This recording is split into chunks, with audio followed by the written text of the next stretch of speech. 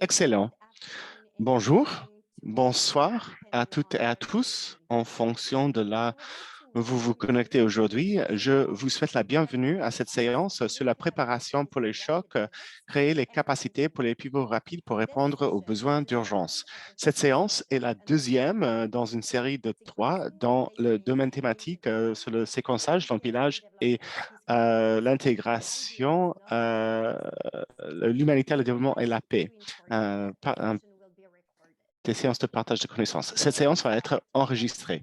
Avant de commencer, je vous rappelle que tous les événements dans cette série vont être disponibles dans deux langues, en anglais et en français. Je vous invite toutes et tous de sélectionner votre langue préférée, langue d'écoute préférée pour cette séance. Vous pouvez le faire en cliquant sur l'icône pour la fonctionnalité interprétation en bas de l'écran qui ressemble à un petit globe et vous pouvez ensuite sélectionner l'anglais ou le français. Vous pouvez choisir d'éteindre l'audio originel ou de le suivre toujours à un volume réduit. Si vous avez des questions, vous pouvez contacter ma collègue Camille dans la boîte à discussion. Pendant toute la séance, nous allons utiliser un document Google partagé. Le lien est déjà disponible dans la boîte à discussion. La page numéro 1, on vous demande de vous inscrire avec votre nom, votre rôle, votre organisation et là, d'où vous vous connectez aujourd'hui. Hier, la séance de partage de connaissances a parlé de comment les programmes humanitaires sur le long terme peuvent répondre aux besoins immédiats tout en séquençant, empilant et intégrant d'autres activités de cohésion sociale pour contribuer à la résilience et à la paix. Aujourd'hui, notre séance va se focaliser plutôt sur le côté développement et comment les programmes peuvent renforcer la résilience face au choc et faire avancer la réduction des risques. Nous allons étudier des exemples de comment on peut aider les communautés à mieux faire face au choc avec la préparation en cas de catastrophe pour éviter la perte de progrès. On va aussi entendre parler de comment les activités de développement peuvent pivoter au moment de crise et comment les équipes humanitaires peuvent soutenir les communautés même dans les moments de crise. Enfin, vous allez entendre parler des conditions facilitatrices pour ces activités et aussi les défis auxquels font face les équipes en naviguant la voie entre l'humanitaire et le développement. Cette séance, c'est un dialogue dynamique entre la hôte et les intervenants et entre eux, les toits, et vous, le public. Nous allons passer les premières 50 minutes dans une conversation entre les intervenants avant d'ouvrir la séance à vous, les participants, pour partager vos questions et vos propres expériences. Pendant toute la séance, on vous invite à noter vos pensées, vos idées et vos questions pour les intervenants dans le document Google. Il y a une deuxième table avec une ampoule marquée idées, réflexions et questions et nous voulons entendre vos expériences. Nous espérons que pendant cette séance, nous allons pouvoir créer un espace pour un échange entre les pairs sur comment les différents types de programmes et les différents calendriers peuvent mieux séquencer, empiler et intégrer pour aider les populations à éviter et s'adapter aux catastrophes naturelles, catastrophes climatiques et aussi à des instances de conflit. Avant de donner la parole à la hôte pour notre dialogue, j'aimerais reconnaître les organisations qui sont ici présentes. Il y a beaucoup d'organisations représentées et aussi beaucoup de pays, y compris des pays d'Afrique, du Moyen-Orient, des États-Unis et aussi de l'Asie. Je vous souhaite toutes et tous la bienvenue. Nous allons maintenant commencer. C'est un grand plaisir pour moi de vous présenter la facilitatrice pour aujourd'hui, Perrine Piton. Perrine Piton a travaillé pour le consortium BRICS au Somalia pendant plusieurs années et elle en est chef de parti depuis 2020. Les efforts de cette initiative se focalisent sur l'atténuation du conflit, de la crise et l'intégration des communautés et des programmes et aussi ce sont toutes les approches qui se sont montrées pertinentes pour les citoyens de la Somalie. Son métier a commencé avec l'ambassade de la France en République démocratique du Congo et elle a travaillé dans beaucoup de capacités pour l'UNICEF et le PNUD. Perrine, vous avez la parole. Merci. Merci beaucoup, Pauline. Merci à toutes et à tous. Bonjour, bonsoir pour vous, tout le monde qui se connecte de beaucoup de pays dans le monde. Bienvenue à cette séance dans la série de partage de connaissances d'idéal. Aujourd'hui, nous allons réfléchir à comment les projets de développement peuvent mieux répondre aux chocs locaux et aux catastrophes naturelles. Avec moi, pour ce dialogue, nous avons Saïka et Tierno. Saïka Kabir est la directrice de gestion de connaissances, la recherche et la communication pour un projet de l'USAID et du BHA. C'est une RIFSA qui s'appelle Nobo Jatra, organisée par World Vision au Bangladesh.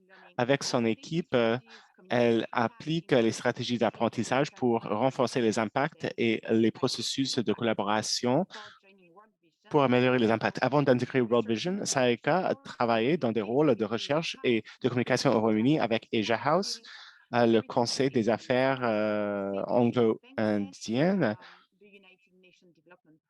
le PNUD et Helen Keller International. Saïka est diplômée en anthropologie et en sociologie. Elle a aussi sa maîtrise en anthropologie sociale de London School for Oriental and African Studies. Saïka, bienvenue. Et aussi, nous avons avec nous Tierno, notre deuxième intervenant. Tierno Samba Diallo est le chef de parti pour un projet mené par Save the Children et l'USAID au Mali. Il a plus de 20 ans d'expérience dans la conception et la mise en œuvre des programmes de développement dans l'Afrique de l'Ouest, l'Afrique centrale et l'Afrique de l'Est.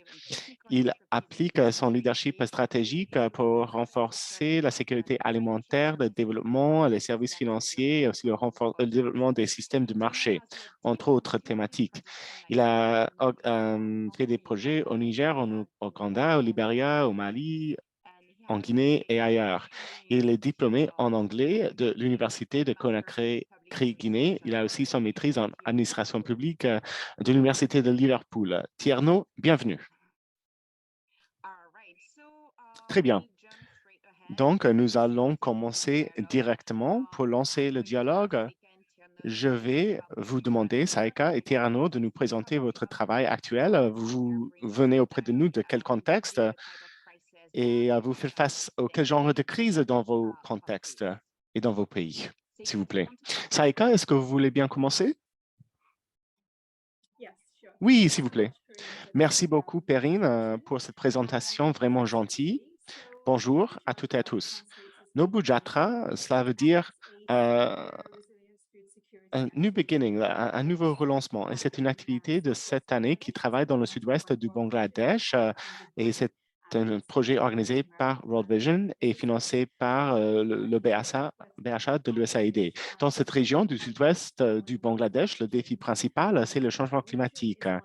Cette région est une des régions les plus touchées par le changement climatique et il y a des catastrophes aiguës et chroniques telles que les cyclones qui deviennent de plus en plus fréquents. Nous en avons vu trois dans les 3 dernières années. Et aussi les autres impacts du changement climatique qui sont en hausse dans leur gravité et aussi dans leur fréquence. Et cela va accélérer la perte des biens et des modes de vie. Cela menace l'eau potable. Il y a une salinité élevée des eaux souterraines. Donc, qu'est-ce que nous essayons de faire? Nous empilons et nous séquençons des activités dans la nutrition, la santé, l'agriculture, le développement des systèmes de marché, l'égalité entre les genres et l'inclusion sociale. Voilà, ce sont nos thématiques transversales. Dans ce contexte, nous devons être très agiles. Il faut pouvoir pivoter, répondre aux chocs et au stress rapidement parce que ces chocs peuvent miner, remettre en question notre progrès au niveau du développement. Cela dit, merci Perrine, c'est ma présentation et je peux toujours creuser dans les détails si vous voulez plus tard. Merci beaucoup, Saïka. Tierno, à vous, vous avez la parole. Merci beaucoup. Perrine, bonjour, bonsoir à toutes et à tous et merci pour votre présence. Je suis vraiment ravi d'être là parmi vous. Et merci à l'Idéal qui a organisé cette séance très intéressante du partage des connaissances. Saïka nous a parlé du Bangladesh et nous faisons face à certaines réalités différentes auxquelles nous faisons face en Afrique et au Sahel et surtout au Mali. Le programme Al-Barka, c'est un mot dans beaucoup de langues locales qui veut dire l'espoir réalisé. Al-Barka, l'espoir réalisé. C'est un programme de 5 ans financé par le BHA et nous ciblons des zones les plus touchées par les conflits dans notre pays. Ce sont des zones vraiment compliquées. Donc, nous intervenons dans le centre et dans le nord du Mali.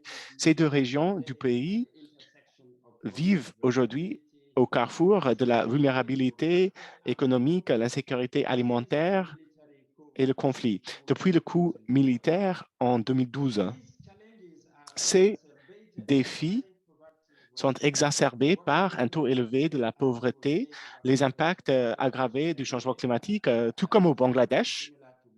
Nous avons les mêmes problèmes ici au Mali, et aussi la variabilité climatique, les sécheresses, un faible niveau de confiance au sein et entre les communautés à cause des conflits entre ces communautés.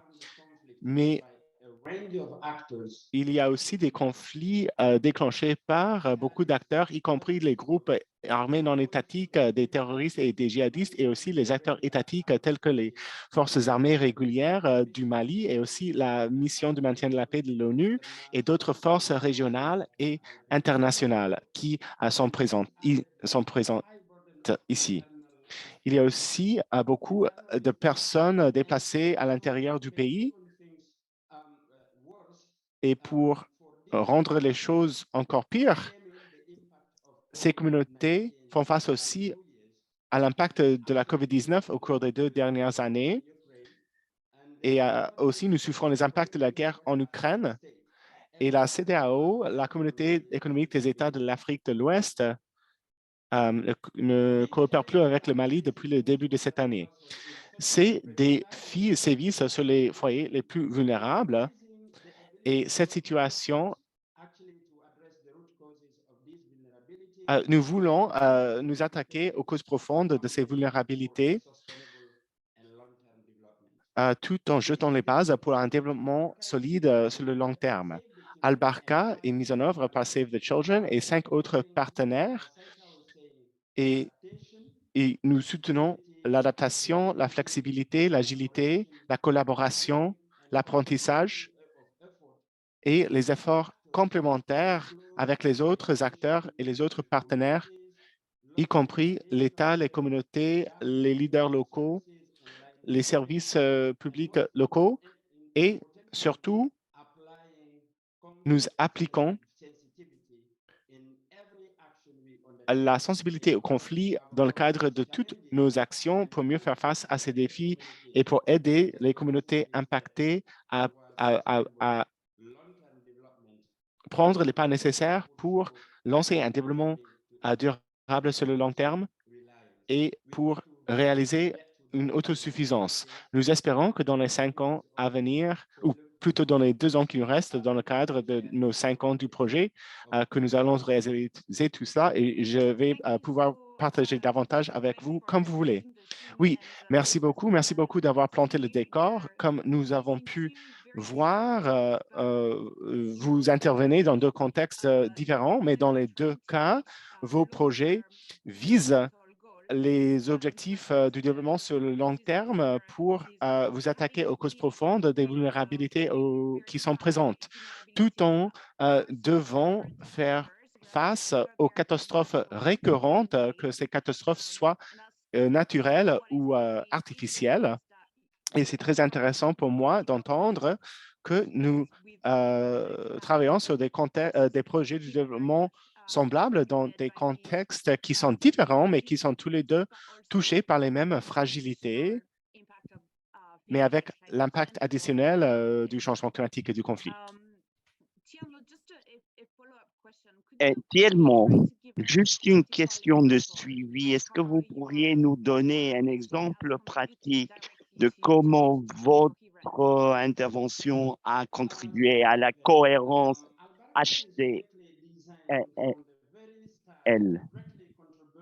On a voulu contribuer directement au développement communautaire et la consolidation de la paix en combinant et intégrant l'intervention humanitaire à l'activité pour pouvoir répondre directement aux chocs et stabiliser les activités de récupération, mais aussi d'utiliser une sensibilité au conflit, du savoir-faire pour, pour, pour quand l'accès aux communautés dans certaines zones devienne possible à cause du conflit.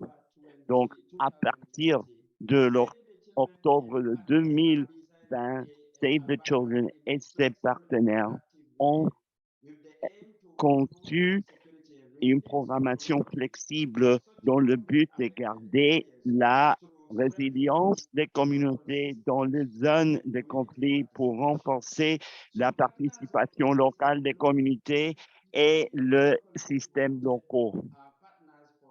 On a des partenaires locaux et on se focalise sur les zones les plus affectées par les conflits. Et on a choisi ces organisations fortement enracinées dans chaque région, Halkon, à Timbuktu et Gaza dans le nord du Mali, et deux autres organisations internationales.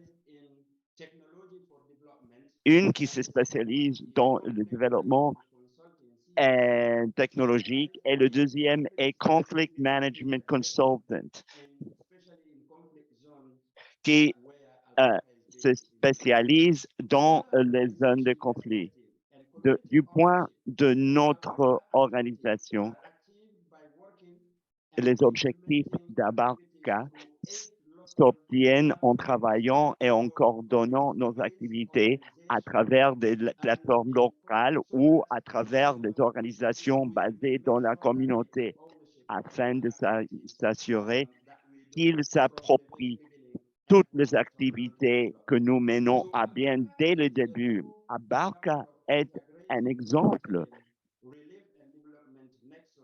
du secours humanitaire intégré dans le but de réduire l'impact des chocs sur les foyers pauvres et vulnérables.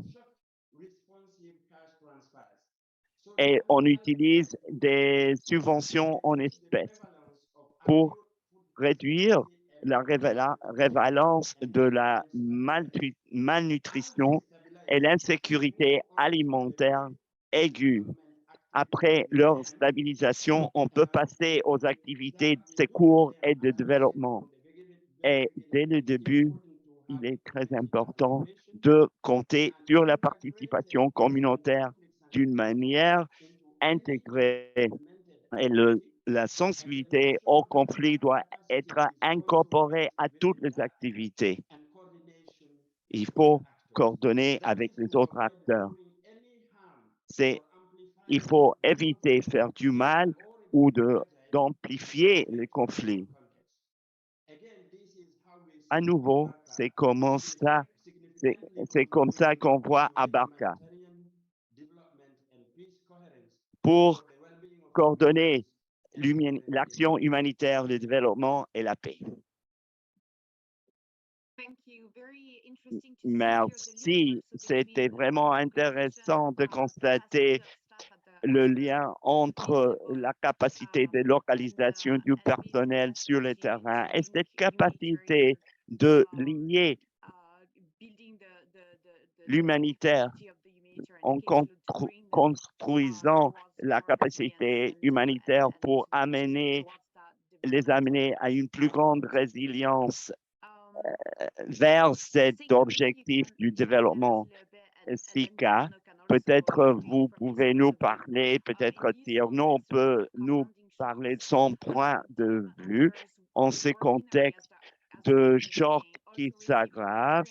Les acteurs de développement reçoivent aussi de l'assistance humanitaire. Est-ce que vous pourriez me donner des exemples concrets de comment votre programme a travaillé avec des acteurs humanitaires?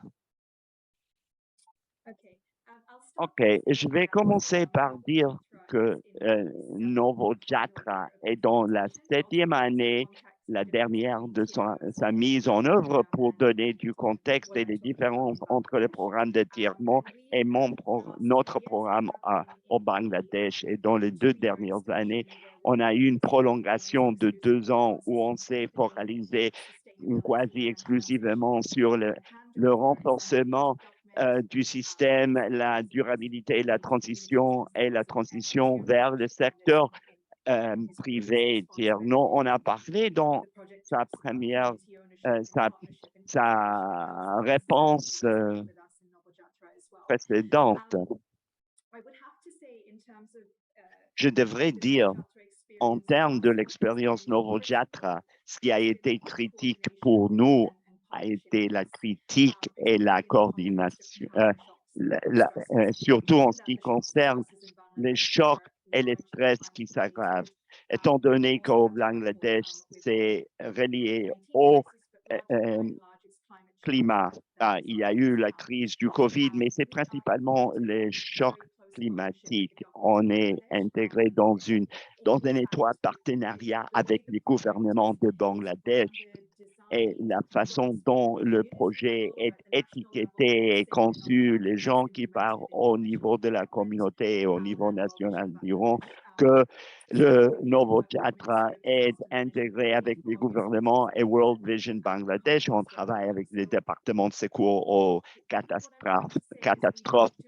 J'essaie de dire qu'on ne travaille pas en parallèle, mais on travaille à l'intérieur des structures gouvernementales existantes, des comités de gestion de catastrophes. On est partenaire, on essaie de renforcer les capacités et renforcer les ressources et ça nous aide à construire des partenariats dès le début de la mise en œuvre jusqu'à la phase actuelle où on se focalise sur la durabilité. Ça nous aide vraiment à créer un sens de propriété, maximiser les ressources et éviter la duplication de ressources.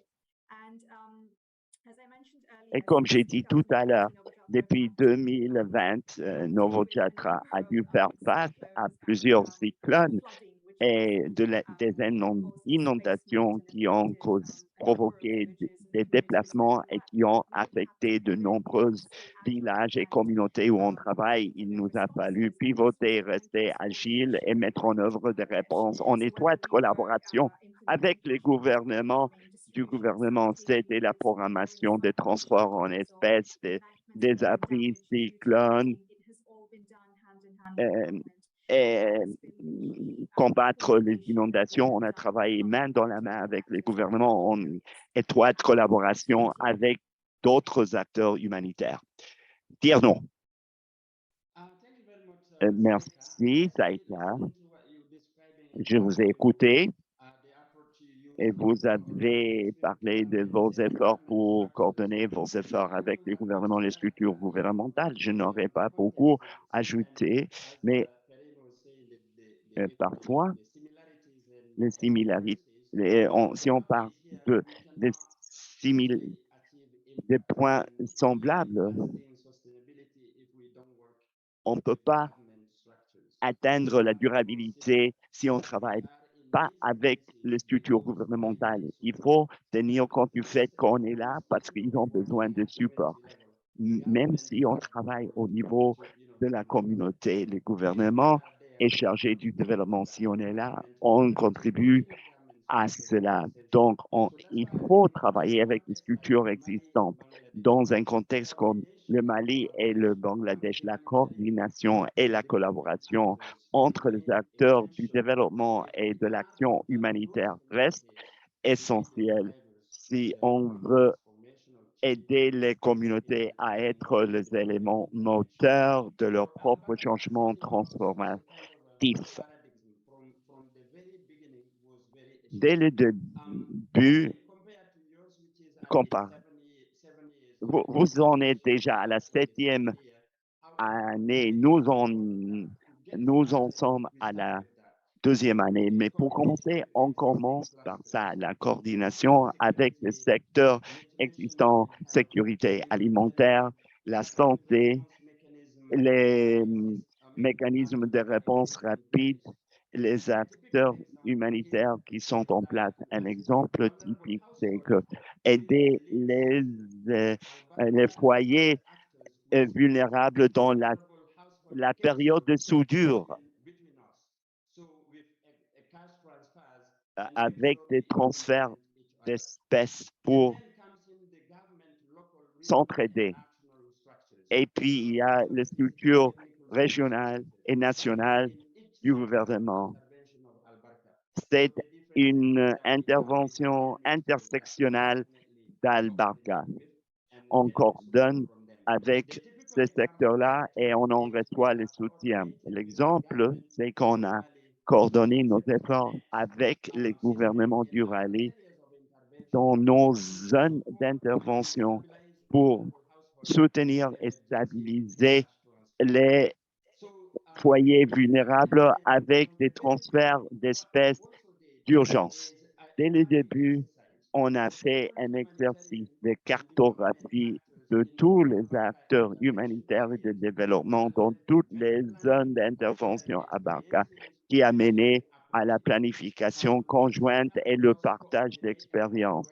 Il nous a fallu coordonner et collaborer, pas seulement avec les programmes financés par l'USAID, mais aussi avec d'autres programmes qui ne sont pas financés par le USAID, qui nous ont aidés à nous focaliser sur les zones où les lacunes et les besoins sont les plus criants.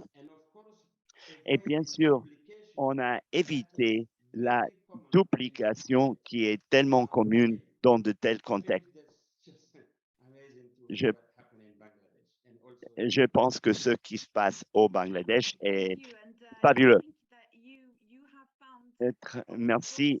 Je pense que vous avez tous les deux trouvé des opportunités pour collaborer et pour compléter les lacunes que peut-être au niveau gouvernemental n'ont pas été abordées, mais vous avez la même opportunité d'avoir cette collaboration et coordination avec les acteurs humanitaires. Vous avez parlé du système sectoriel qui, dans plusieurs cas, est l'endroit approprié pour trouver l'information. Vous avez parlé de la cartographie, d'autres acteurs existants, d'autres projets. Je pense que ça pourrait sembler logique, mais c'est la beauté d'avoir une programmation multiannuelle où vous avez le temps de passer par ces étapes et de établir ces relations et d'informer aux autres quelles sont vos capacités, dans quel secteur vous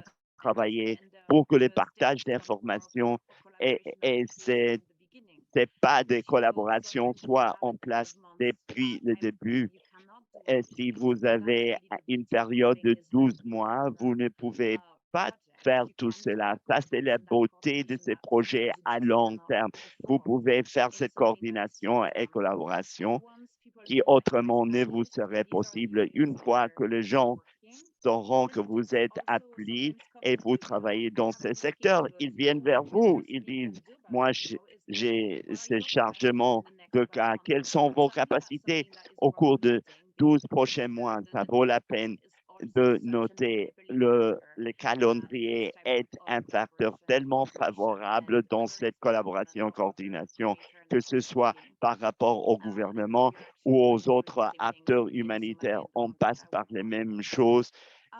En Somalie, dans le contexte sur lequel je travaille, on a parlé un peu sur le support et l'aide et remplir les lacunes lorsque c'est nécessaire. Mais une autre chose qu'on fait pour ces projets à long terme, préparer les communautés à être plus autosuffisants et éviter les besoins d'intervention humanitaire, ou même ces activités de développement à long terme pour permettre que ces communautés ou acteurs locaux de réduire les risques ou d'éviter que la zone devienne catastrophique. Mais si vous voulez aborder cette question, est-ce que vous avez vu une situation où cet investissement a donné des résultats tellement?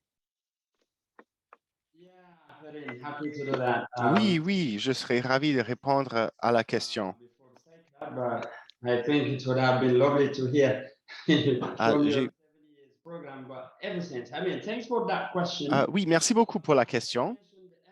Comme j'ai déjà dit, Albarca est conçu d'une basé sur les approches communautaires, basées dans la communauté. Donc, nous travaillons avec les communautés pour les aider à s'adapter aux chocs et au stress éventuels pour que ces communautés puissent devenir autosuffisantes et nous leur aidons avec cette transition vers l'autosuffisance. Donc, à chaque moment, nous essayons de renforcer le capital humain et les systèmes locaux dont j'ai déjà parlé. La capacité, nous ne pouvons pas perdre ces capacités de résilience. Il faut les cultiver pour faciliter le développement sur le long terme pour ces communautés. Donc, pour nous, le fait de travailler avec les organisations locales, ce sont ces organisations qui connaissent mieux le contexte. Et ces plateformes locales dont j'ai déjà parlé interviennent dans tous les secteurs et nous travaillons à travers ces organisations locales et c'est elles qui vont organiser la mise en œuvre des activités. Donc, pour toutes les activités agricoles, par exemple, et aussi pour les associations villageoises d'épargne de crédit, pour faciliter l'accès aux services d'épargne, et aussi les communautés, les groupes de soutien communautaire, et aussi pour toutes les activités de la santé et de la nutrition sont organisées au niveau communautaire, de la prévention jusqu'à la réponse. Nous avons aussi les conseils communautaires. Ça, c'est un élément important d'Albarca. L'autonomisation de la jeunesse, l'emploi pour les jeunes, l'employabilité des jeunes et la création des emplois, des opportunités d'emploi pour les jeunes. Et puis, nous avons les groupes de réponse et d'alerte précoce communautaires qui reportent au niveau national, qui sont organisés au niveau national, mais qui sont là pour éviter les crises. Et puis, nous avons les conseils villageois. Ce sont des conseils de leaders communautaires avec lesquels il faut travailler si on vise le développement dans ces communautés. Et nous avons aussi les comités de gestion des ressources en eau pour améliorer l'accès à l'eau et aux ressources en eau. Ça, c'est le dernier groupe, mais c'est un modèle qui facilite l'accès pour les femmes aux services de base, à la propriété de la terre et aux autres activités.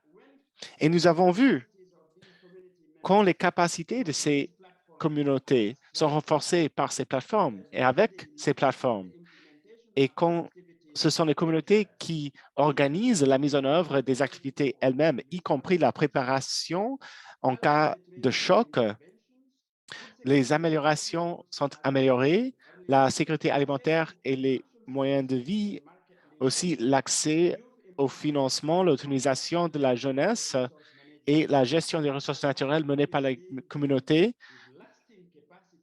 Si nous pouvons renforcer tous ces éléments au niveau de la communauté, à la fin de notre projet, ces capacités vont rester et cela va rendre la résilience de ces communautés plus durable.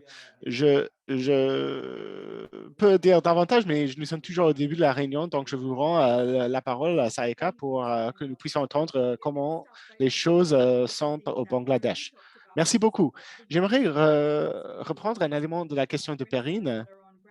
Nous avons parfois des RIFSA très, très importantes, très grandes qui sont là, qui sont déjà là. Nous ne sommes pas là pour une période de crise, mais nous sommes là pendant 5 ans, 7 ans. Dans le cas de Nobo Jatra, nous sommes déjà là depuis 7 ans et nous allons avoir peut-être une prolongation de 2 ans encore. Cela veut dire que nous pouvons cultiver la confiance des communautés, de bonnes relations avec les communautés, des structures opérationnelles nécessaires. On peut vraiment comprendre le contexte et cela facilite notre travail. Et nous travaillons pour le long terme et nous visons la résilience sur le long terme pour ces communautés en déployant une approche intégrée. Dans notre expérience au cours de ces dernières années, nous avons trouvé qu'un des catalyseurs pour la préparation et la résilience qui a aidé les communautés à faire face au choc, ce sont les associations d'épargne, soit villageoises, soit communautaires. On a les deux. Et ces groupes aident les communautés à être résilients, même pendant la crise de la COVID-19, même après les cyclones et les inondations.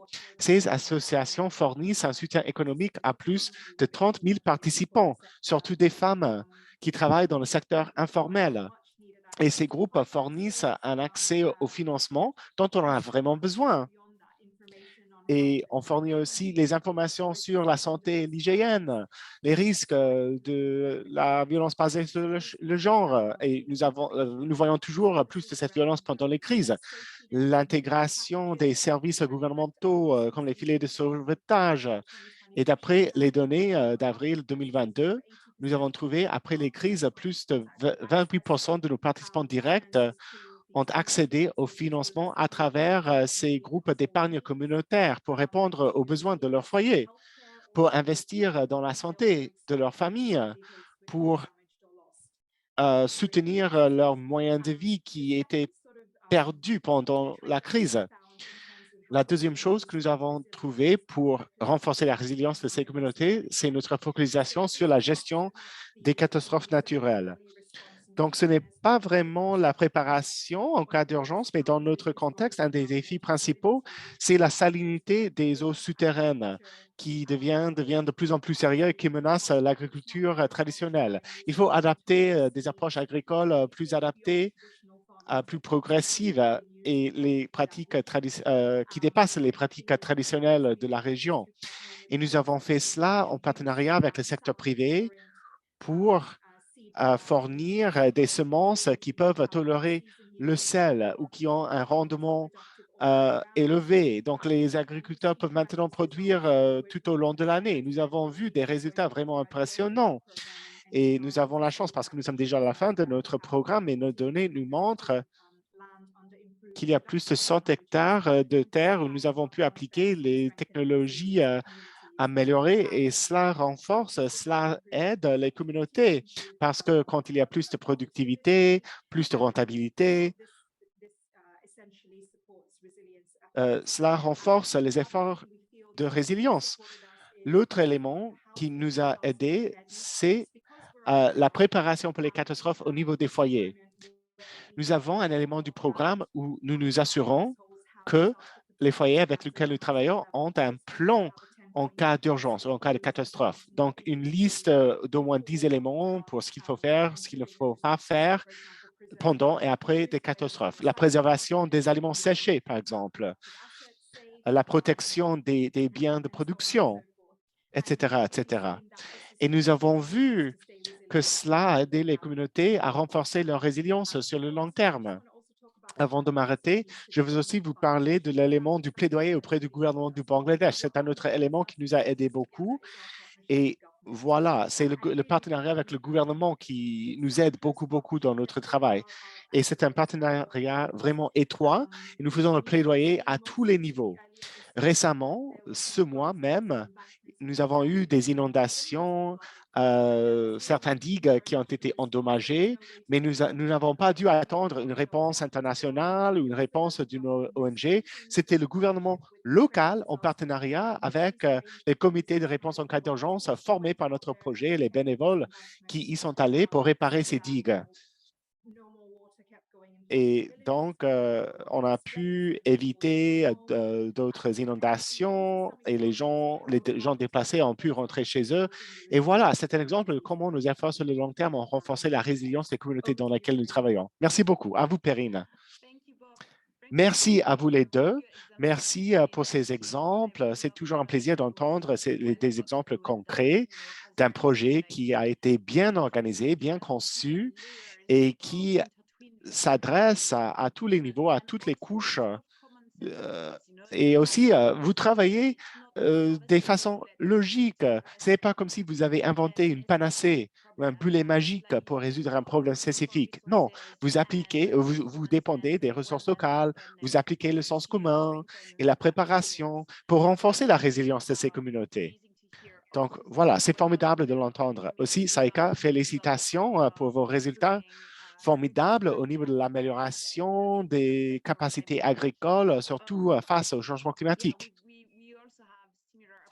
Nous avons des approches semblables ici et vous avez parlé avec des associations villageoises d'épargne de crédit et nous utilisons ce modèle aussi et ce modèle a été très utile, surtout pendant la COVID-19, quand il n'y avait pas d'accès pour notre personnel. Les membres de ces AVEC étaient des interlocuteurs privilégiés qui ont pu mettre en œuvre des actions, des initiatives du projet à notre place. Donc, c'était une façon formidable pour nos équipes de voir que ces associations peuvent faire beaucoup et tout est fait à travers les structures locales. Et les structures locales sont prêtes à le faire. Donc, c'était vraiment un changement positif que nous avons constaté. Maintenant, nous allons passer aux étapes suivantes. Donc, quand il y a une crise qui se déclare et on est à un niveau où la préparation et le renforcement de la résilience ne sont plus suffisants pour les membres de nos communautés de faire face aux catastrophes qui se déclarent. Qu'est-ce que vous faites? Qu'est-ce que vous avez fait dans ce cas-là? Et je vais commencer avec Saïka, je pense, parce que je sais que vous avez beaucoup d'expérience avec ce type d'événements et de catastrophes. Donc, qu'est-ce que vous faites concrètement dans ce cas-là? Oui, merci beaucoup. Donc, le moment où on va décider de pivoter, c'est un moment vraiment critique, un tournant critique. Et en dépit de tous nos efforts pour renforcer la résilience de nos communautés, nous dépendons en fait des évaluations rapides pour comprendre les impacts des chocs et des stress. Pour complémenter notre présence sur le terrain et nos relations avec ces communautés, en effet, nous nous déployons très rapidement sur le terrain en cas de catastrophe pour faire des évaluations rapides, les évaluations de l'impact de la pandémie ou d'un cyclone.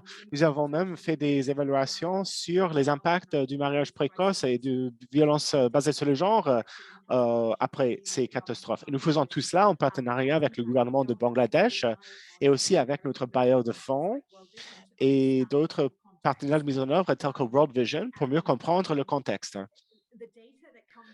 Les données que nous recueillons avec ces évaluations justifient le pivot. Donc, on se dit, voilà la situation sur le terrain, les choses sont sérieuses et voilà où il faut pivoter et voilà la nouvelle focalisation. Et nous avons trouvé à plusieurs reprises, après des cyclones, après la pandémie, après les inondations, nous pouvons nous déployer et nous pouvons faire ces évaluations et nous pouvons recueillir ces données. Nous pouvons donner toutes ces données aux bailleurs de fonds et donc la réponse devient plus rapide. Ils se sont rendus compte que pour que nous réalisions notre but général et pour soutenir nos foyers participants, pour ne pas faire de la récidive et garder leur résilience, notre assistance est nécessaire. On a 3 pivotages. COVID-19, le cyclone Amphan et une petite inondation. Et là, On a travaillé avec l'approbation de BHA et du gouvernement de Bangladesh. Et pour vous être franche, on a dû dépendre de la façon dont Novojatra a pu concevoir cette justification et la rapidité avec laquelle on a pu travailler. Je passe la parole à Thielmo. Bon, on dirait que vous avez réussi à bien pivoter au Bangladesh.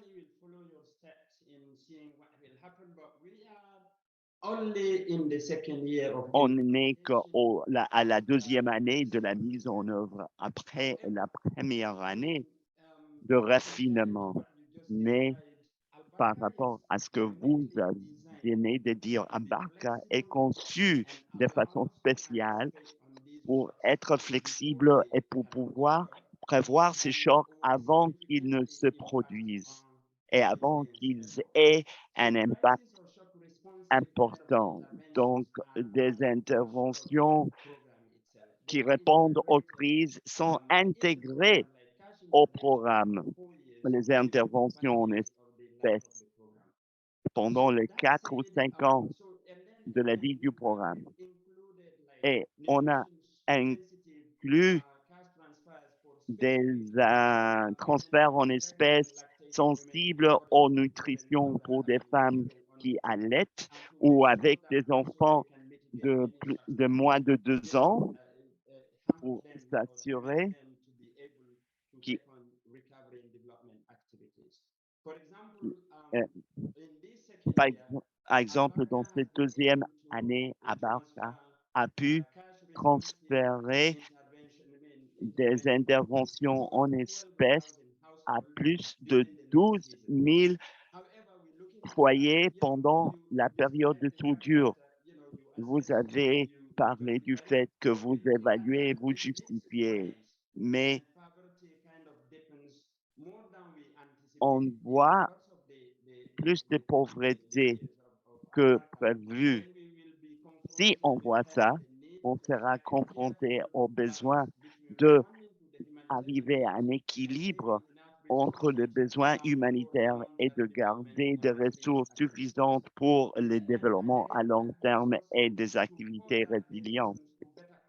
Voilà pourquoi il faut mieux coordonner avec d'autres parties qui réagissent aux crises, les gouvernements du Mali et ces systèmes de filets de sécurité et les mécanismes de réponse rapide qui sont en place avec d'autres acteurs. On s'est mis en coordination avec les mécanismes de réponse rapide dans nos zones d'intervention pour que dans les zones où on peut répondre à une crise, à un grand déplacement de gens, et les autres acteurs peuvent répondre et puis Abarca peut intervenir par la suite pour se charger des activités de récupération, développement. C'est ce qu'on a mis sur pied. En plus de nous coordonner avec ces acteurs, on fait le suivi constant des interventions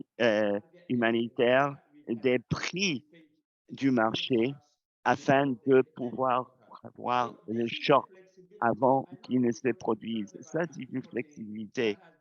On a parlé du pivotage qui a réussi au Bangladesh. Mais ça, là, je parle d'un mécanisme d'adaptabilité au Abarca que je recommanderais à la considération de programmes futurs pour répondre euh, au lieu de l'approche de modification des crises. Si on est toujours en train d'évaluer, si on connaît la situation, on peut prévoir, on peut répondre plus rapidement et on peut donner ce soutien dont les communautés ont besoin au lieu de prendre le temps de justifier, aller chez les gouvernements avant de pouvoir intervenir, ça pourrait être trop tard.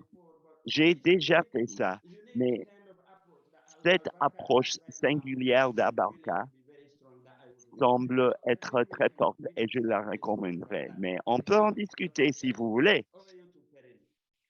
Je reviens vers vous. Je pense que Tierno a signalé quelque chose de très important.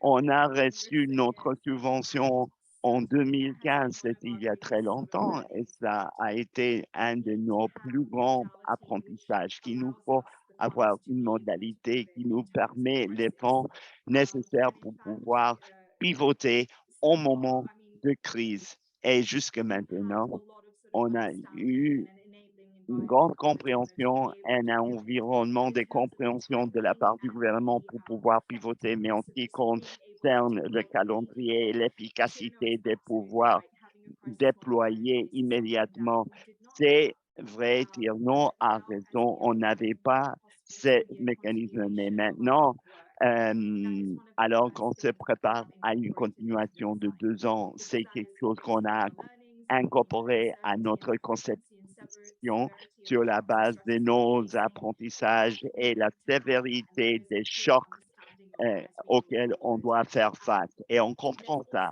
très clairement. Il y a eu beaucoup de soutien de notre bailleur de fonds qui concerne nos limitations en tant que RIFSA, en ce qui concerne notre manière de répondre et une de nos perspectives à long terme, étant donné qu'on connaît les défis qui deviennent de plus en plus intenses. On a travaillé étroitement avec BHA. On nous a octroyer une activité parallèle à NovoJatra, qui sont des mécanismes de réduction des catastrophes dirigés par les communautés. C'est clairement insuffisant étant donné la trajectoire des défis. Cette activité parallèle se focalise exclusivement sur le renfort des activités de préparation catastrophe, de renforcer les structures sur le terrain, les premiers à réagir, ceux qui répondent de manière précoce. Ça a été une manière de compléter notre travail. Merci tous les deux. C'était vraiment intéressant et on peut voir qu'on a deux modalités en parallèle, dont l'une permet cette agilité, cette flexibilité qui soit incrustée, incorporée au projet pour pouvoir alimenter cette information des crises, pour pouvoir répondre et pouvoir anticiper et avoir la capacité déjà. Et l'autre a besoin de plus d'étapes, plus de plaidoyer et plus de reprogrammation parce qu'il faut identifier les dépenses qui peuvent être reprogrammées. Un plus grand effort et par conséquent, ça a un impact sur le chronogramme et l'efficacité. Peut-être une question davantage. Est-ce qu'il y a eu des moments où vous n'avez pas pu pivoter et vous auriez souhaité les faire? Peut-être pas dans votre projet actuel, mais plus généralement, qu'est-ce qui s'est passé? Est-ce qu'il y a quelque chose que vous feriez autrement maintenant? Seka, voulez-vous commencer? Je pense que généralement, on a eu la chance de quand les crises se sont déclarées, on a pu pivoter, mais il y a eu des chocs moins forts et des stress moins forts où on a vu nos communautés d'intervention vraiment affectées, mais on n'a pas pu les soutenir d'une manière qui aurait pu être nécessaire à ce moment-là. Mais comme j'ai déjà dit, à cause de cette présence à long terme dans la communauté, on a vu des exemples de coordination et d'autres acteurs humanitaires des gouvernements parce qu'ils ont cette compréhension de ce qu'il faut faire pour rester résilient face aux chocs et stress. On a parlé d'inondation, on n'a pas attendu les réponses. C'était les communautés qui ont travaillé avec les comités de gestion de catastrophes et avec les gouvernements qui ont réparé les dégâts.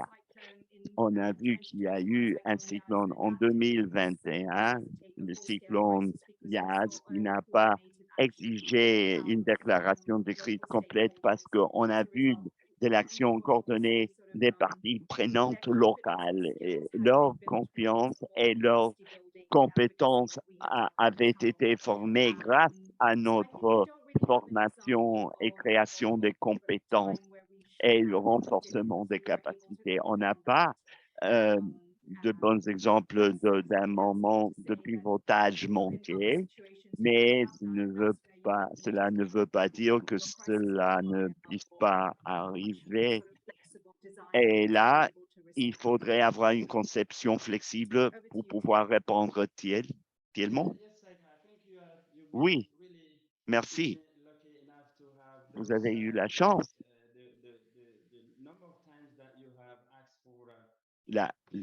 Le nombre de fois que vous avez dû pivoter et vous y avez réussi. Ici, nous avons intégré tout cela au programme dès le début, mais ce que je peux ajouter à ce qu'elle a décrit, c'est que les deux modalités, si bien j'ai une expérience où ça a été impossible. J'ai vu où la crise peut intervenir. Il y a plusieurs acteurs. C'était mes expériences précédentes avant de pouvoir obtenir toutes ces justifications. On voit quels sont les acteurs et qu'est-ce que ces acteurs font. Par exemple, les, les agents de action humanitaire pure.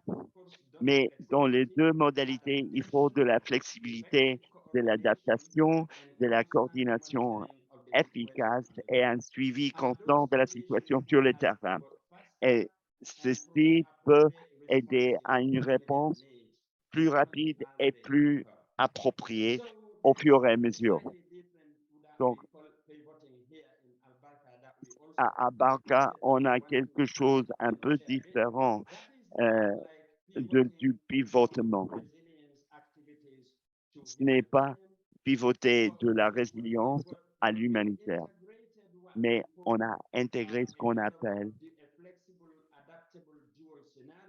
un scénario dual, flexible et adaptable pour un pivotement géographique, ce qui est un peu différent aux activités de pivotement.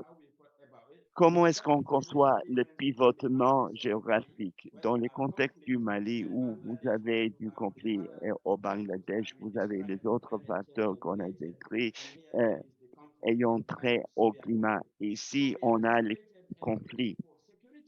On a prévu que pour des raisons de sécurité, on pourrait n'avoir aucun accès à une zone. On a envisagé deux scénarios.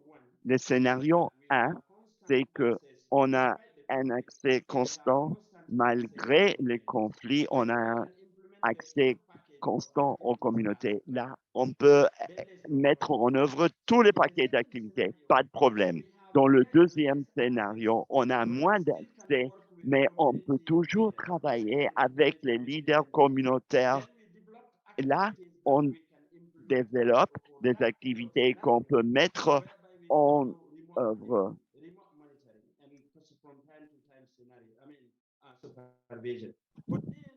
Mais là, il y a un autre cas de figure où on n'a aucun accès à la zone. On ne peut pas accéder à ces communautés. Là, on peut pivoter. On a identifié des zones alternatives où on peut pivoter et on peut continuer à travailler lorsqu'on ne peut pas accéder à ces autres zones. Ceci ne s'est pas produit, mais c'est un cas de figure qui est en place au cas où on ne pourrait pas mettre en œuvre des activités à cause des considérations de sécurité. On ne veut pas voir ça, mais s'il faut nous retirer et commencer de zéro dans une autre zone, ça serait vraiment compliqué. Donc, comme praticienne de développement et d'action humanitaire, et j'ai vu ces éléments, ces défis et, et pouvoir prévoir et compter sur la flexibilité pour que le programme soit conçu pour améliorer le pivotement et aussi examiner les conflits tels qu'il est. On parle du développement.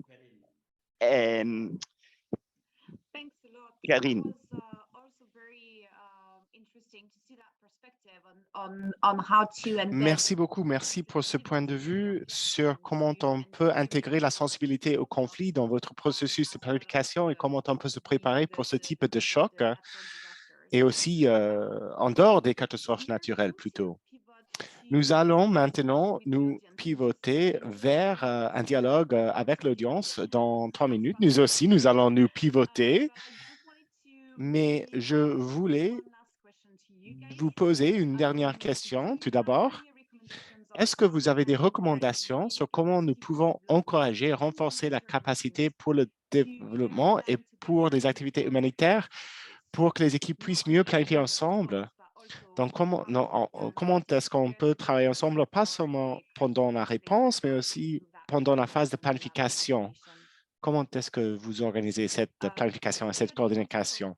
Saïka, est-ce que vous voulez commencer? Oui,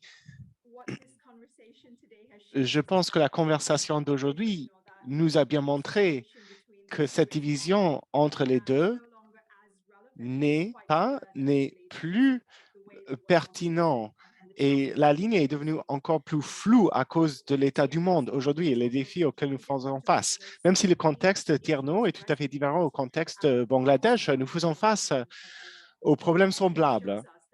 Les enjeux se ressemblent un tout petit peu quand même. Donc, il faut penser d'une façon plutôt holistique et pas suivre la division traditionnelle entre le développement et l'humanitaire.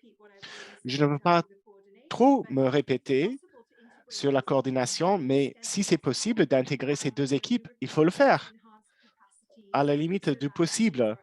Et on veut renforcer les capacités pour que les équipes sont assez agiles pour mettre en œuvre soit un programme de développement, soit une réponse humanitaire en fonction d'un contexte en pleine évolution. Les éléments critiques sont le renforcement des capacités, un travail ensemble annuel, un budget élaboré ensemble et aussi une coordination de base, quelque chose qui devient de plus en plus populaire au Bangladesh. La coordination au niveau d'une zone autour d'un certain enjeu, d'une réponse à un cyclone, quoi que ce soit. On ne veut pas travailler en silo, on veut toujours travailler d'une façon intégrée, coordonnée pour mieux soutenir la résilience des communautés sur le court terme et sur le long terme. Tierno, à vous. Oui, je pense que Saïka, vous l'avez déjà très bien dit. La coordination est essentielle dans le cadre de toutes ces activités que nous poursuivons. Et nous avons déjà parlé du renforcement de la capacité du personnel. Moi, j'ai une chose sur laquelle je veux insister. Il faut travailler avec les partenaires de mise en œuvre locaux sur le terrain, dès le terrain. Il faut être accepté par les communautés. Il faut être vu comme fiable. Cela va améliorer la réponse en cas de crise et va aussi améliorer la qualité d'autres activités. Là où ces activités auraient été impossibles sans la confiance de la communauté. Quand même, le renforcement de la capacité du personnel est la chose primordiale. Il faut être une des priorités pour nos interventions, pour garantir la réussite de nos interventions. Un défi auquel nous faisons face avec ces programmes, c'est de trouver ce nexus de capacité entre l'humanitaire et le développement. Dans la plupart des cas, nous avons un personnel qui est formé en intervention humanitaire, mais qui n'est pas qualifié pour des activités du développement. Parce qu'avec le développement, on dépense des ressources, on crée, on renforce les capacités humaines, on crée des systèmes. Et on veut, en fin de compte, passer toutes ces structures au contrôle des communautés. Donc, il faut se focaliser sur le renforcement des capacités du personnel et on peut embaucher les gens qui ne connaissent que l'humanitaire, mais ensuite, il faut travailler sur leurs capacités. Il faut aussi avoir une bonne politique de rétention du personnel en place. Sinon, cette personne va passer à une autre organisation avec la capacité sur laquelle vous avez travaillé. Donc, voilà, il faut pouvoir retenir le personnel après les avoir formés et après avoir renforcé leur capacité. On ne veut pas les perdre parce que comme ça, on va diminuer son propre impact sur le développement. Donc, pour moi, il faut intégrer tout cela dès le début. Il faut penser à la capacité du personnel dès le début. Et cela doit être un des piliers de nos interventions. C'est essentiel pour réaliser nos objectifs du développement sur le long terme pour nos communautés. Merci. Oui, j'apprécie beaucoup le fait que nous concluons sur ce point-ci, sur le fait que les êtres humains sont au cœur de tout ce que nous faisons. Si on a un bon personnel qui a une bonne relation avec la communauté, une bonne relation avec le gouvernement, une bonne relation avec les bailleurs de fonds, tout va se passer bien. Vous allez pouvoir réaliser davantage. Donc, ce n'est pas seulement une question d'embaucher la bonne personne, il faut aussi retenir cette personne. Une fois que cette personne connaît le projet, il faut les fidéliser. Donc, un grand merci à vous les deux. Nous avons dépassé le temps un tout petit peu, mais pas de problème. Nous allons maintenant inviter le public à contribuer. Merci à tout le monde qui a mis des questions dans le document Google. Si vous ne l'avez pas encore fait, cliquez sur le lien dans la boîte à discussion pour accéder au document Google et vous pouvez rajouter vos propres questions. Et nous allons commencer à répondre à quelques-unes des questions dans le document Google. Aussi, s'il y a des questions que j'interprète mal ou que je n'ai pas tout à fait comprises, vous pouvez toujours lever la main si c'est votre question pour clarifier. La parole est plus ou moins ouverte pour vos commentaires si on pose une de vos questions. Donc, ma première question est sur le contexte du suivi, le suivi du contexte. Et Tierno nous a dit qu'il faut coordonner les acteurs humanitaires et il faut pouvoir répondre. Daniel aimerait savoir quel type d'analyse du contexte et d'analyse du besoin est-ce que vous avez en place chez Albarca et comment est-ce que cela alimente la prise de décision sur les réponses? Et est-ce que cette approche est systématisée et quelles sont vos recommandations pour les acteurs du développement? Donc voilà, c'est une question autour de la collecte des données et comment vous les utilisez, ces données, pour la prise de décision. Ah, une question vraiment intéressante. Intéressante. Absolutely, it is systemized Oui, within. oui, tout cela, c'est systématisé au sein d'Albarca. Dès le début, nous avons déjà notre système d'alerte précoce et les acteurs humanitaires vont gérer, vont renforcer les capacités de gestion des crises au niveau du pays. Et cette évaluation est menée une fois tous les ans. Chez Albarca, nous avons une équipe spécifique embauchée dès le début pour développer des indicateurs de suivi en fonction des chocs et des stress que nous avons dans nos zones cibles. Et tout cela a été coordonné aussi avec le système d'alerte précoce du gouvernement du Mali. Donc, toutes les informations que notre personnel a développées sur les capacités a été communiquées au gouvernement. Et nous avons étudié la sécurité alimentaire, les prix dans les marchés, l'augmentation de ces prix. Et nous faisons des mises à jour mensuelles, des rapports mensuels, et nous nous sommes rendus compte, ou plutôt, ces informations alimentent nos décisions autour des réponses et des interventions. mais aussi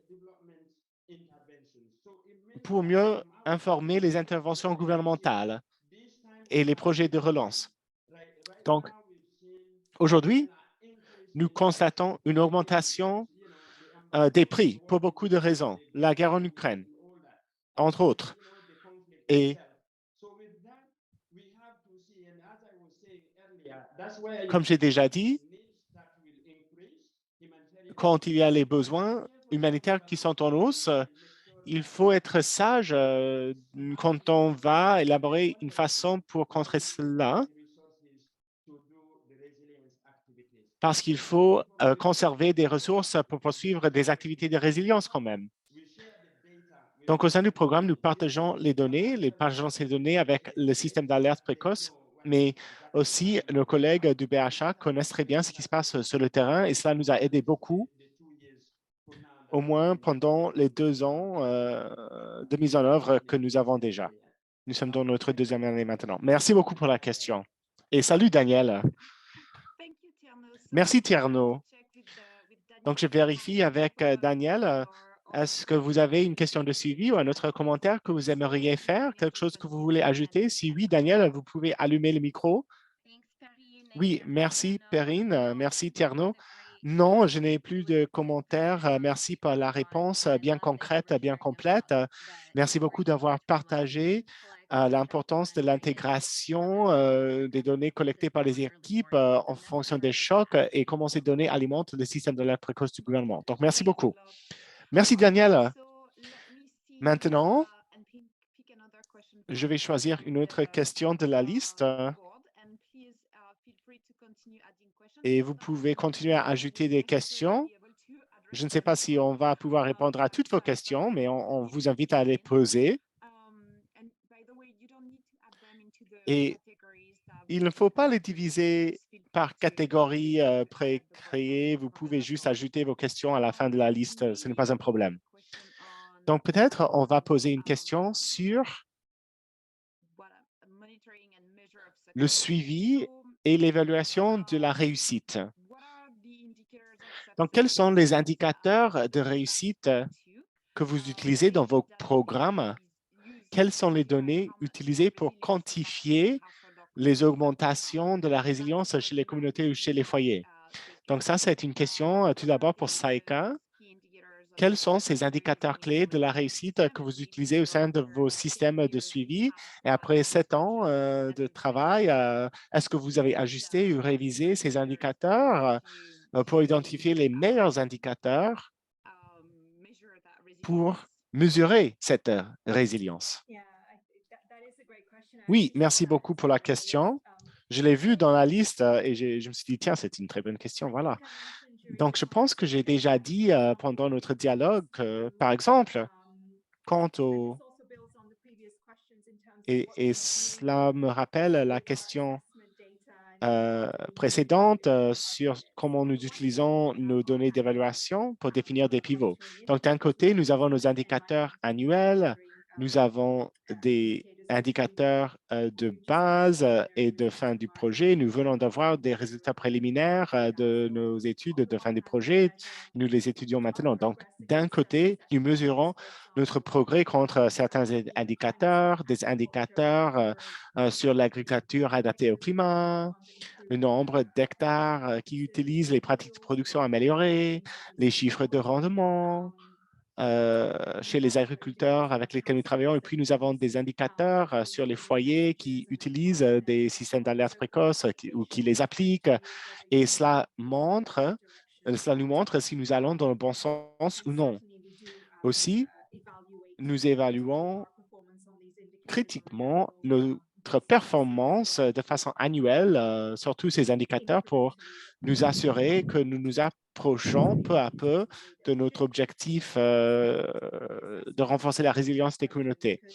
Mais c'est aussi une bonne question parce que sur le court terme, ces données indiquent voilà, les moyens de vie ont été perdus, il y a les soins de santé qui ne sont plus présents et l'insécurité alimentaire devient un problème.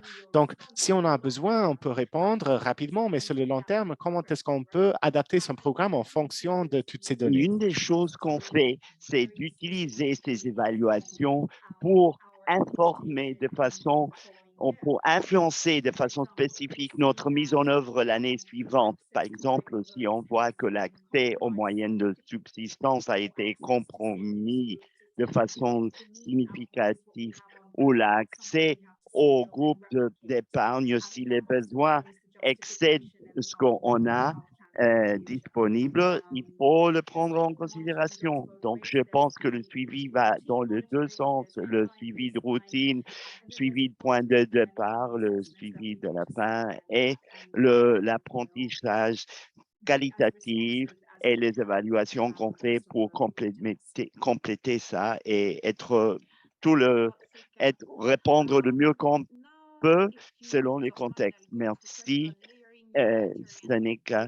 Maintenant, on me parle de ordonner par couche l'humanitaire et le développement. C'est une question dirigée à Barca. À Barca qui intègre les transferts en espèces sensibles à la nutrition. Comment est-ce qu'on intègre ça avec le système de soutien au marché pour s'assurer que ces deux genres d'intervention se renforcent mutuellement? Je pense qu'il est en sourdine. All right, I see that. Okay. It's a tough one. I agree. Je suis d'accord que c'est une question un peu difficile. Je regarde la question. Est-ce que vous pourriez... Hi, this is Pauline. It was actually my Pauline, question. Do you want me c'était to ma repeat it? question. Est-ce que vous voulez que je la redise? Je me pose la question parce que je sais que vous faites de la distribution en espèces qui est intégrée dans votre programme. Je me pose la question si votre programme appuie le développement de systèmes de marché et si vous le faites, comment vous assurez que l'argent liquide que vous introduisez dans vos communautés lorsque vous appuyez le marché se renforce au lieu de mine l'autre intervention. Ça, c'est basé sur notre recherche SBC de l'année de rapidement. À partir du niveau du manque de revenus pour les communautés ciblées est tellement élevé, parfois la réponse en espèces n'est pas suffisante, spécialement pour les femmes enceintes et les femmes allaitantes et avec des enfants de moins de 2 ans. Et on le segmente afin de pouvoir offrir un soutien additionnel à ces femmes-là afin qu'elles puissent avoir la nutrition nécessaire pour elles-mêmes et pour leurs enfants. Et pour ça, on a des groupes de soutien aux activités de nutrition sur le terrain et on suit les groupes pour nous assurer qu'ils utilisent les espèces pour se nourrir et leurs enfants. Le programme est axé sur l'accès à la production et à la consommation. On essaie d'examiner s'il y a des surprises alors qu'on fait le suivi du marché. Les organisations du secteur privé au niveau local, eux aussi peuvent offrir du soutien. On renforce la collaboration et la coordination avec les programmes que j'ai évoqués tout à l'heure pour développer le marché et on essaie d'intégrer nos producteurs à ces programmes-là pour qu'ils aient un accès plein au marché. Comme je dis, on n'est qu'à la deuxième année. On vient d'introduire l'argent en espèces à partir des apprentissages de la première année. Et on va voir ce que peut nous apporter cette intervention additionnelle dans notre deuxième année. Merci. Merci, Tierno. J'ai une autre question de Jen, mais on dirait que c'est très intéressant. Ça a trait à l'adaptation et la flexibilité.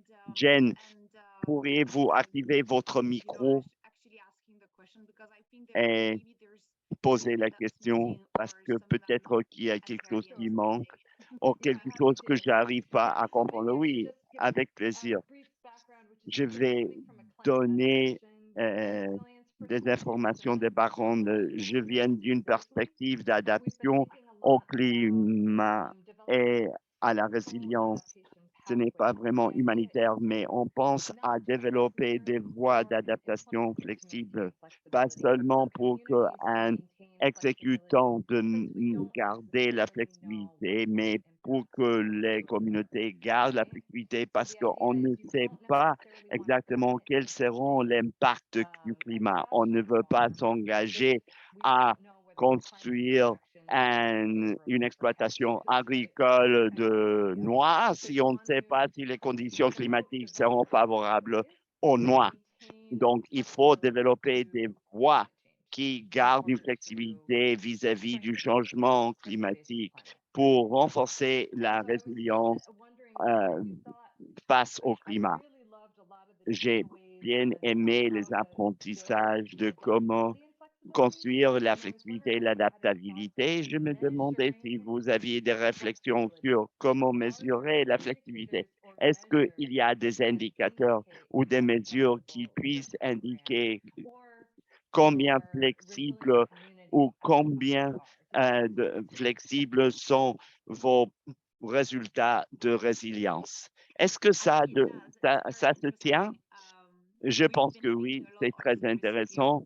On a réfléchi beaucoup récemment à comment mesurer la capacité d'agir des communautés vis-à-vis du changement climatique. Je n'ai pas de réponse. Seka, est-ce que vous voulez essayer une réponse? J'ai bien aimé la première part de ce que Jen a dit en ce qui concerne la flexibilité. Si les noix ne sont pas la bonne culture, on a la possibilité d'avoir une autre chaîne de valeur. Et ça, vraiment, est pertinent pour nous au Bangladesh parce qu'on a essayé d'introduire de nouvelles cultures sur les semences qui tolèrent la salinité avec une production toute l'année au lieu à différents moments de la saison. Une chose qui a réussi et qui a provoqué beaucoup de demandes avec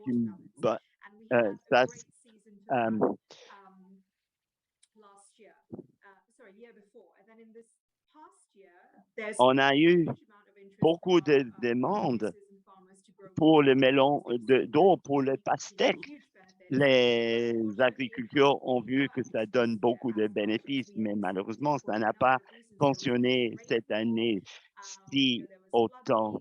Il y a eu moins de pluie, il y a eu des inondations, l'accès au marché a été perturbé, cette agilité autour de vos adaptations. Au fur et à mesure que vous introduisez des approches intelligentes pour le climat, simplement parce que ça a marché un an ou parce que ça a fonctionné sur les papiers, ne veut pas dire que ça va marcher toujours.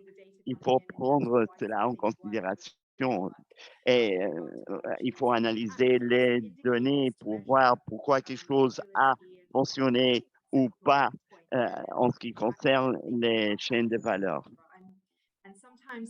Parfois, je pense que lorsqu'il s'agit des indicateurs, il faut penser de façon créative et pas simplement suivre les indicateurs prescrits pour le programme. Il faut penser à des indicateurs faits sur mesure qui vous aident à mesurer la résilience à travers l'agilité. Il faut prendre cela dans la planification et la conception en tant que praticienne du développement parce que les indicateurs génériques en noir et blanc ne vont pas nous dire ce qui se passe et mesurer le changement de progrès qu'on veut voir. Je pense que ça nous convient à tous. Je pense que c'est le cas. Vous avez affronté cette question vraiment difficile. Mesurer la flexibilité, c'est quelque chose à, à laquelle on devrait réfléchir, flexibilité de l'intervention, flexibilité de l'adaptation. Comment mesurer ça? Je réfléchis normalement. C'est quelque chose sur lequel on doit savoir davantage. Ça, je m'intéresse vraiment à en savoir davantage comment mesurer la flexibilité.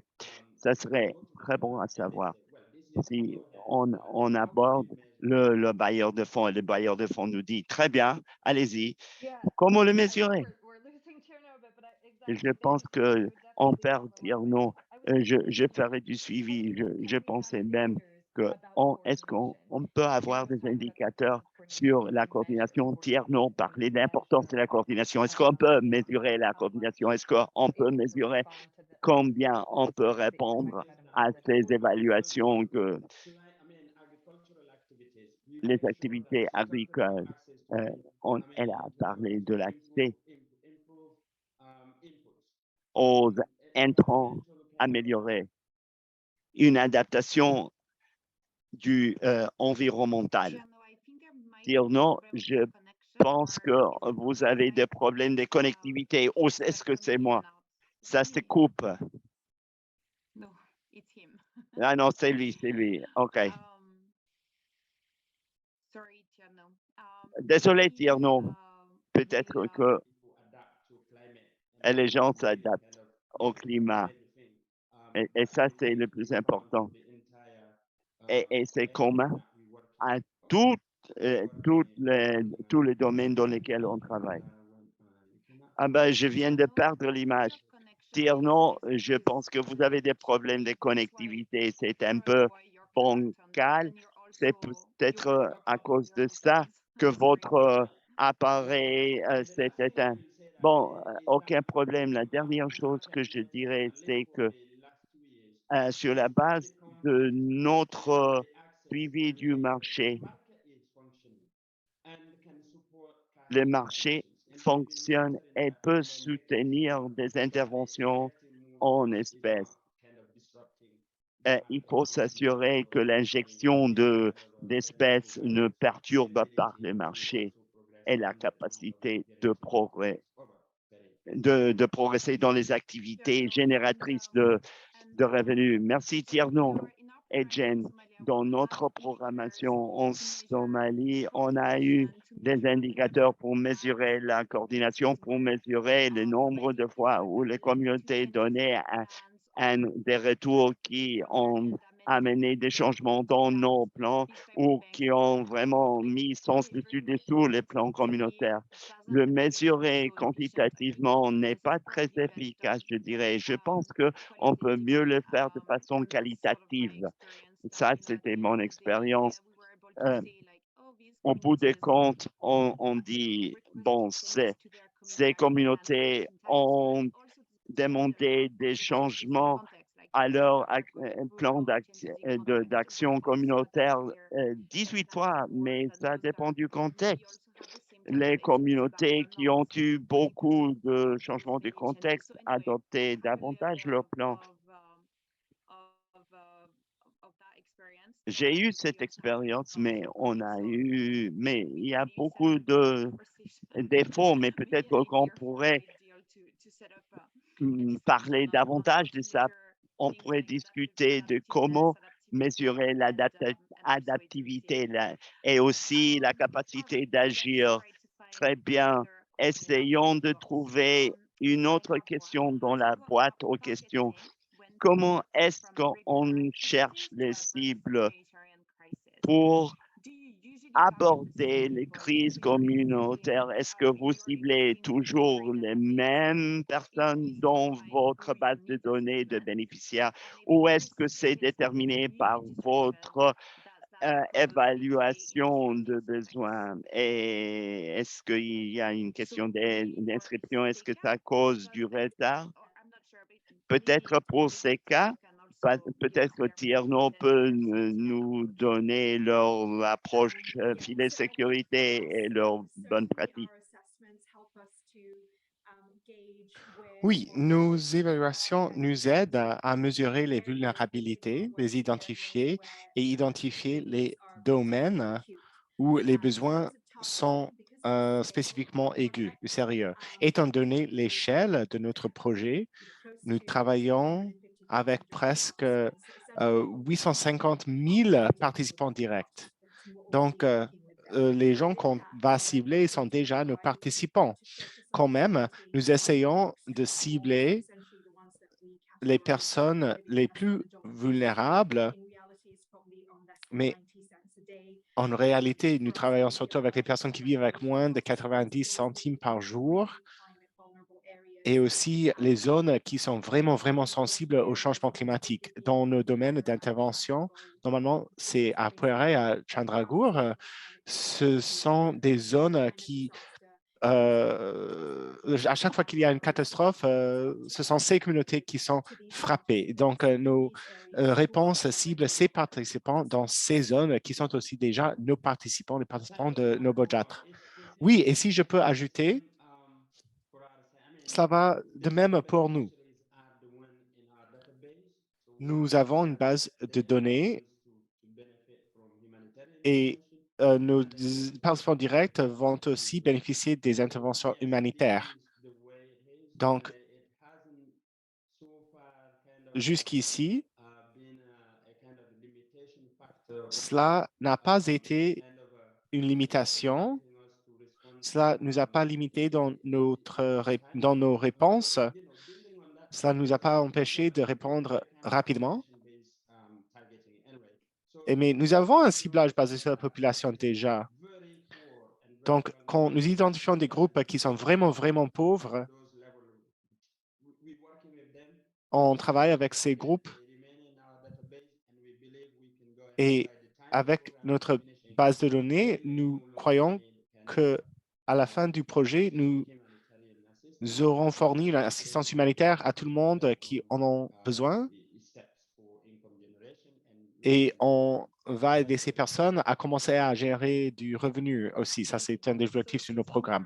Merci à vous les deux. Donc, c'est une approche qui cible les participants qui sont déjà présents au sein de votre base de données en fonction des chocs spécifiques. Voilà. J'ai aussi une question sur les bailleurs de fonds. Dans beaucoup de contextes, il y a un seul bailleur de fonds pour des projets. Les projets pluriannuels avec un seul bailleur de fonds sont rares. Et cela peut impacter la planification du calendrier. Donc, Isaiah, si vous voulez expliquer la question, vous pouvez allumer le micro et le faire. Mais est-ce que vous avez des suggestions pour comment les pratiquants peuvent améliorer les résultats de résilience quand nous avons des mandats très rigides des bailleurs de fonds qui sont une des réalités dans lesquelles nous intervenons?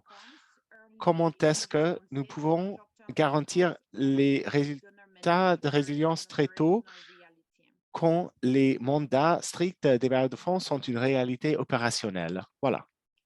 Qu'est-ce que vous en pensez? Tierno, est-ce que vous voulez essayer de répondre? Oui, ici, c'est Azea. J'ai posé la question. Je pense que la question est bien claire, mais pendant ce webinaire, nous parlons de cette idée qu'il y a une barrière à l'entrée si nous voulons avoir des programmes de résilience vraiment efficaces sur plusieurs années. Donc, pour ceux d'entre nous qui travaillent dans un espace de mobilisation des ressources avant de passer cette barrière? Quelles sont vos recommandations d'après vos apprentissages? Quand nous avons un agenda de résilience, mais le bailleur de fonds n'existe pas encore et nous n'avons pas trouvé un bailleur de fonds parfait. Donc, de mon point de vue,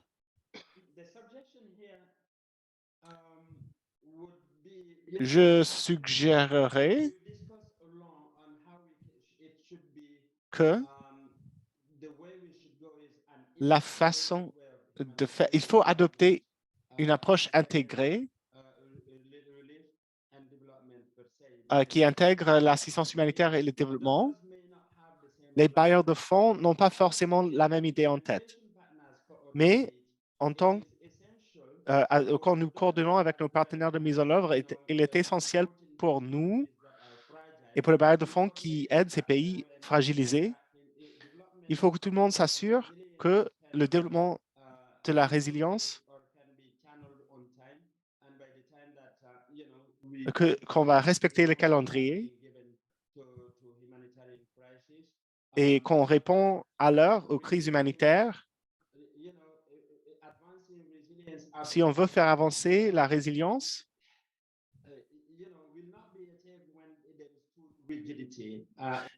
la rigidité, c'est un problème, oui. Et au niveau opérationnel, je me répète, mais il faut être flexible, adaptable, non seulement au contexte opérationnel, mais au contexte du bailleur de fonds, pour s'assurer que ces stratégies s'alignent avec les besoins des communautés où on va mettre en pratique les initiatives. Si on ne respecte pas le calendrier, si on n'intervient pas à l'heure avec l'assistance humanitaire et on essaie seulement de poursuivre les programmes de résilience, on ne va pas faire des progrès et il va être difficile de réaliser ces objectifs de résilience. Donc, je ne sais pas si ma réponse est très pertinente, mais peut-être ma collègue a quelque chose à ajouter. Saïka, qu'est-ce que vous pensez? Oui, tout rapidement, je suis tout à fait d'accord avec Tierno. Et quand il y a une rigidité, c'est les bailleurs de fonds. Ce que nous voyons de plus en plus, c'est que cette rigidité n'est pas aussi rigide qu'elle était dans le passé, parce qu'on commence à accepter que, en dépit de toutes nos activités de planification, il faut quand même être flexible en fonction des contextes qui évoluent rapidement. En dépit de toute la planification que nous faisons, nous n'avons pas pu prévoir la crise de la COVID-19, par exemple. Donc, pour nous, en ce qui concerne la mobilisation des ressources, quand on est en train de concevoir des programmes, on essaie de prendre en compte tous les défis, on essaie de déployer une approche intégrée qui prend en compte tous les défis d'une façon holistique avec de l'empilage et du séquençage. Il faut quand même être adaptable, flexible, si c'est sous forme de modificateurs en cas de crise ou un suivi de résilience. Il faut être flexible aussi au niveau du budget pour faire un pivot. Il faut juste être créatif et rester ouvert au fait qu'il va falloir changer de cap à un moment donné. Peu importe son contexte, il va falloir s'adapter à un moment donné. Merci Tierno et Seka. Et si je peux ajouter moi-même, je pense que nous avons déjà parlé du fait qu'il faut travailler à travers les acteurs locaux, les structures locales. Il faut travailler directement avec les communautés. Et je pense que si vous vous trouvez coincé avec seulement les programmes humanitaires, vous pouvez quand même investir dans ces activités. Si vous utilisez les groupes d'épargne ou des approches communautaires, ou si vous travaillez avec les partenaires locaux, le gouvernement local, vous créez déjà les conditions pour la résilience. Vous créez un environnement propice et des voies vers la résilience. Et pendant le prochain cycle de financement, même si ce n'est pas le financement que vous aurez voulu, vous pouvez dire que oui, voilà, nous avons déjà travaillé avec ces structures locales qui sont capables de nous aider avec certaines de ces réponses. Et peut-être on peut même leur donner des petites bourses pour mettre en œuvre certaines réponses ou pour faire leur propre suivi si on leur fournit un petit financement ou s'il y a une structure locale en place qui peut gérer les activités de santé et de nutrition, par exemple. Et d'année en année, la réponse humanitaire devient de plus en plus résiliente. Et quand il va falloir renouveler le financement, vous pouvez indiquer ces structures qui sont déjà en place, qui ont déjà été testées, et cela va rendre vos programmes plus efficaces. Donc, peut-être ça, c'est une autre façon de voir la situation. Nous allons prendre une dernière question avant de commencer avec la conclusion de notre séance. C'est une question d'Erickson. Erickson, est-ce que vous voulez poser votre question directement? Oui, merci beaucoup, Perrine. Et merci aux intervenants, Saïka et Tierno, pour cette séance vraiment informationnelle, informative. J'avais une question surtout pour Saïka. Vous avez dit que les activités du BHA au Bangladesh n'ont pas de modificateur en cas de crise. Donc, voilà ma question. Est-ce qu'il y a d'autres voies à suivre pour trouver un financement pour s'assurer qu'on va pouvoir répondre à l'heure en cas de crise et aussi pour s'assurer qu'on identifie les besoins matériels à l'heure et qu'est-ce que c'est le rôle de tous les intervenants à ce moment-là, à ce niveau-là. Merci. Merci beaucoup pour la question. Juste pour clarifier, votre question, vous voulez savoir comment nous avons pu gérer nos pivots sans modificateur de crise? C'était ça la question? Oui, oui, c'est la première moitié de la question. Mais aussi, c'est quoi le rôle des gens qui vont faire le plaidoyer pour le financement? Oui, pour nous, puisque nous sommes une RIFSA très grande, nous avions une certaine adaptabilité avec notre budget après notre évaluation de mi-chemin. Nous avons reçu certaines recommandations qui ont libéré certains financements parce que certains partenariats, certains processus n'étaient pas très efficaces au niveau du coût. Donc, nous avons épargné ces coûts et cela nous a donné une certaine flexibilité pour réappliquer ces fonds. Et nous sommes conscients du fait que nous avons de la chance là. Nous avons essayé d'utiliser ces fonds épargnés pour financer nos réponses. Et typiquement, nous essayons de ne pas prendre le financement des activités directes, mais plutôt des partenariats que nous avons avec des partenaires d'apprentissage, par exemple. Donc, au lieu d'externaliser tout cela, nous avons fait tout cela en interne pour économiser cet argent.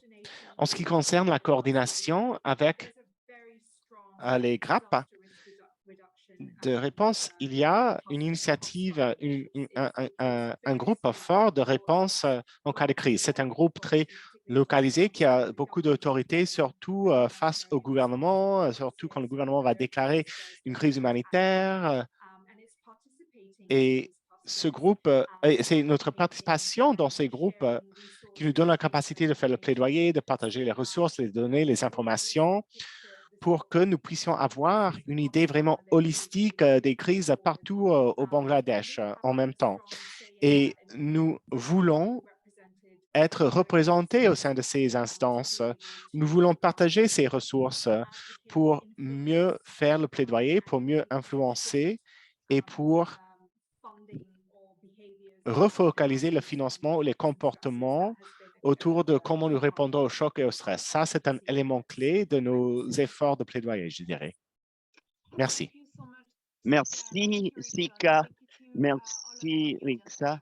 Merci à tous qui avaient partagé vos questions. Malheureusement, le temps s'épuise. On ne va pas pouvoir répondre aux autres questions. On va parler des apprentissages. Je voudrais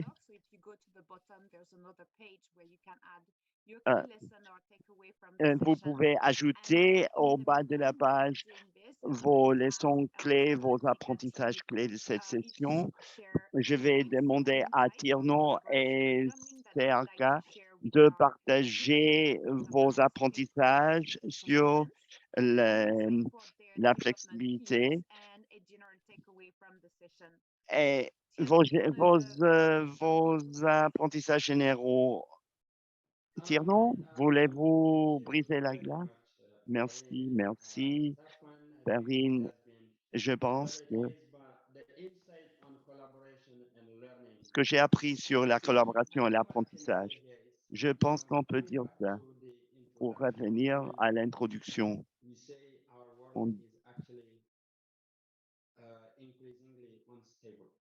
Le monde est de plus en plus instable à cause de beaucoup de défis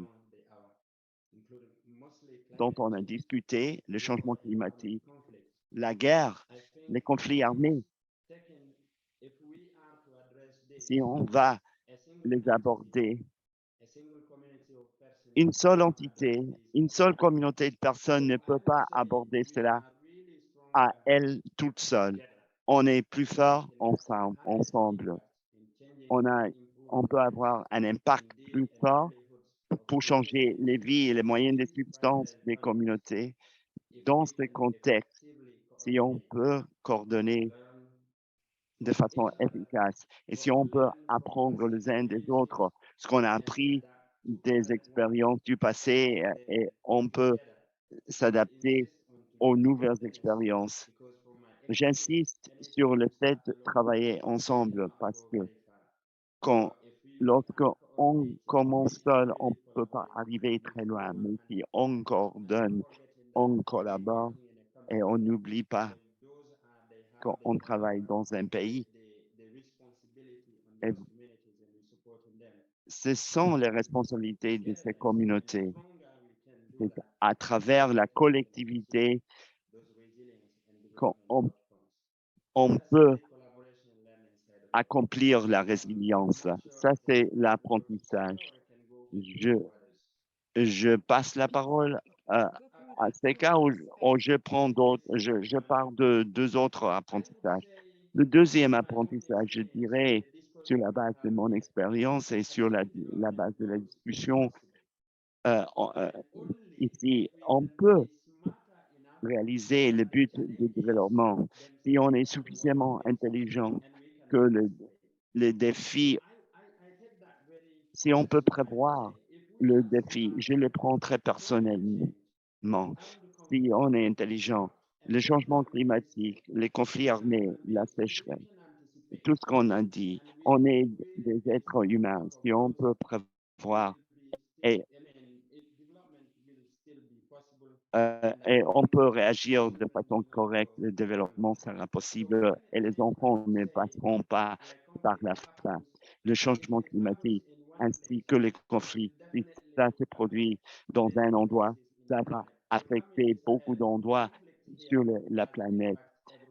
Les conflits au Sahel ont des répercussions partout. Ça a un impact sur les Amériques parce qu'on va voir une augmentation de prix. Vous allez voir une augmentation de besoins humanitaires, une augmentation du besoin de ressources. Et on a vu l'impact de la guerre en Ukraine. Ça a un impact sur le monde entier. Nos partenaires d'exécution et le bailleur de fonds doivent considérer la flexibilité et l'adaptabilité ensemble afin de concevoir ce programme de manière qui intègre l'humanitaire et le développement et la paix. La collaboration est essentielle. Les organisations basées dans la communauté connaissent les contextes. Elles connaissent les besoins. Et lorsque vous les interrogez, elles ont des solutions. Ne les oublions pas. Pensons globalement, mais agissons localement. C'est très important. Et là, le troisième apprentissage, je voulais dire quelque chose de façon honnête. Ça a été une séance d'apprentissage fantastique pour moi. Merci, Seika, pour partager votre expérience au Bangladesh. Et Perrine et toute l'équipe. Comme Seika a décrit l'impact du programme après 7 ans.